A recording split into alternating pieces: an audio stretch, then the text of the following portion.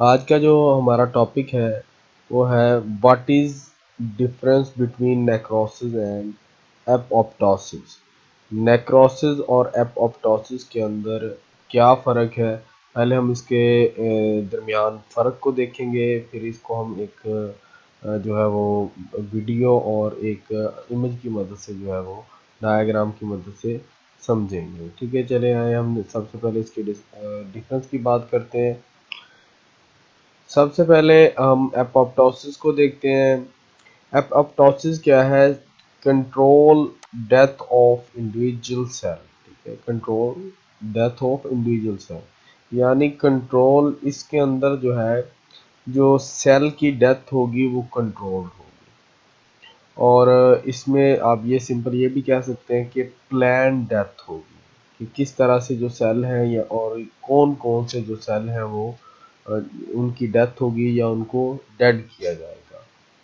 लेकिन दूसरी तरफ नेक्रोसिस जो है, अफेक्टेड ग्रुप ऑफ सेल, या आप इसके अंदर ये भी कह सकते हैं कि accidental death of cell. Accidental death of cell यानी किसी एक्सीडेंट के नतीजे में सेल की डेथ होने का जो अमल है उसे हम नेक्रोसिस का नाम देते हैं।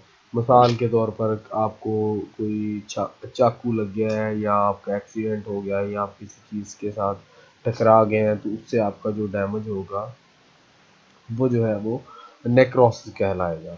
और एपोप्टोसिस क्या है? इसके अंदर आप किसी चीज़ के साथ ना तो टकराएंगे, ना ही आपको कोई एक्सीडेंट होगा, बल्कि जो है वो सेल अब प्लान के तहत जो है वो सेल की डेथ होगी, और आपको मालूम भी नहीं होगा कि कौन से सेल जो है वो डेथ जिन सेल की डेथ होगी है। नेक्स्ट देखते हैं induce by the physiological stimuli. ठीक है, ये एक फिजियोलॉजिकल प्रोसेस है। ठीक है, जैसे मैंने पहले भी बताया कि इस प्रोसेस में हमें पता भी नहीं होगा कि हमारे अंदर सेल की डेथ हो रही है या नहीं हो रही।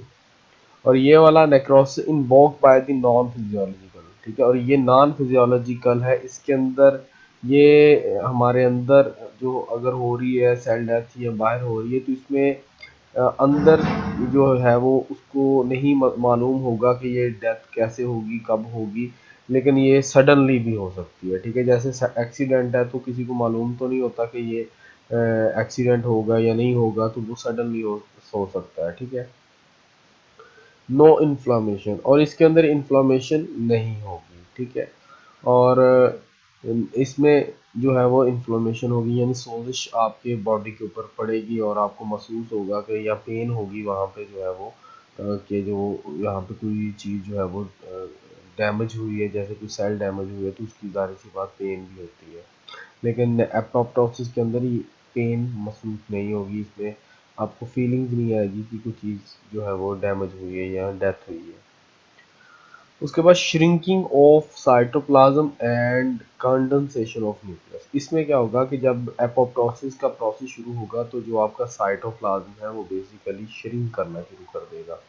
सेल जो बेसिकली दो हिस्सों पर मुश्तमिल होता है, एक साइटोप्लाज्म और दूसरा जो है वो न्यूक्लियस पर। सबसे पहले जो साइटोप्लाज्म है वो श्रिंक होगा, सिकुड़ना शुरू कर देगा, फिर जो न्यूक्लियस है वो भी कंडेंसेशन की तरफ जाना शुरू हो जाएगा। जो इसके अंदर क्रोमाटाइन्स होंगे वो बिखरना शुरू हो जाएंगे, और जो इसकी न्यूक्लियर इनवेल्प होगा वो भी इसका डैमेज हो जाएगा न्यूक्लियस का। इसमें नेक्रोसिस में क्या होगा? Swelling of the cytoplasm and mitochondria. ठीक है, इसमें जो है वो साइटोप्लाज्म जो है वो डैमेज होगा, उसमें स्वेलिंग होगी, और माइटोकॉन्ड्रिया जो इसका पावर हाउस ऑफ सेल होता है वो भी डैमेज हो जाएगा। Blebbing of plasma membrane with no loss of integrity. ठीक है, बेल्बिंग होना शुरू हो जाएगी। Plasma membrane basically cell membrane का ही दूसरा नाम है। ठीक है, तो उसके अंदर बेल्बिंग का प्रोसेस स्टार्ट हो जाएगा। बेल्बिंग क्या होता है इसे हम एक डायग्राम की मदद से देखते हैं। ठीक है, ये एक डायग्राम है जिसके अंदर एपोप्टोसिस का प्रोसेस हो रहा है। ठीक है, तो इसमें ये एक सेल है, सेल के अंदर साइटोप्लाज्म है, ये दरमियान में न्यूक्लियस है। ठीक है, जब ये प्रोसेस स्टार्ट होता है तो इस तरह से ये इसके अंदर श्रिंकिंग होना शुरू हो जाती है, इसमें से जो साइटोप्लाज्म है वो श्रिंक होना शुरू हो जाता है। ठीक है, और उसके बाद इस तरह से ये उभरा हुआ ये गोल गोल से आपको स्ट्रक्चर नज़र आ रहे हैं जैसे ये। तो इसको कहते हैं बेल्बिंग। ठीक है, ये बेल्बिंग मेम्ब्रेन जो है वो बेल्ब्स की शक्ल में इख्तियार कर लेगा, इसको हम जो है वो बेल्ब कह सकते हैं या बेल्बिंग कह सकते हैं। ठीक है, और इस तरीके से ये प्रोसेस स्टार्ट हो जाएगा। और नेक्रोसिस के अंदर क्या होगा कि loss of the plasma membrane. ठीक है, और इसमें जो प्लाज्मा मेम्ब्रेन होगी वो सारी डैमेज हो जाएगी। और नेक्स्ट क्या है, एपोप्टोसिस में क्या होगा कि एपोप्टोसिस बेसिकली एनर्जी डिपेंडेंट एक प्रोसेस है। इसमें एनर्जी भी यूटिलाइज होगी। जब सेल की डेथ का प्रोसेस होगा तो उसमें एटीपी जो है कि बेसिकली जो हमारी बुनियादी एनर्जी होती है बॉडी की, वो भी जो है वो यूटिलाइज होगी। ठीक है, ये एक्टिव प्रोसेस है। एक्टिव प्रोसेस हमारा यानी एनर्जी कंज्यूमिंग प्रोसेस है। इसमें जो है और फंक्शनल माइटोकॉन्ड्रिया, और माइटोकॉन्ड्रिया जो है वो प्रॉपर तरीके से काम कर रहा होगा।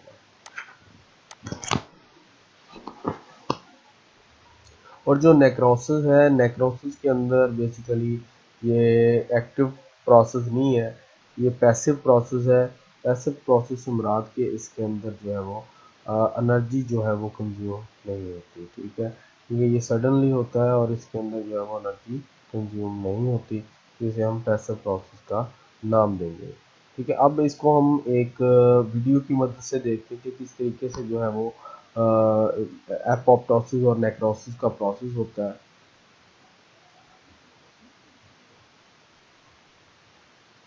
ठीक है, ये कुछ सेल है जिनकी जो है वो प्लान डेथ हो रही है। ठीक है, ये सेल जो है वो डैमेज हो रहे थे। ये कुछ सेल है, ठीक है, जिनके अंदर एपोप्टोसिस का प्रोसेस हो रहा है। ये सडनली इनके अंदर प्रोसेस हुआ है, बेल्स बने और बेल्स के नतीजे में ये जो है वो अब डैमेज हो गया। ठीक है, तो इस प्लान डेथ।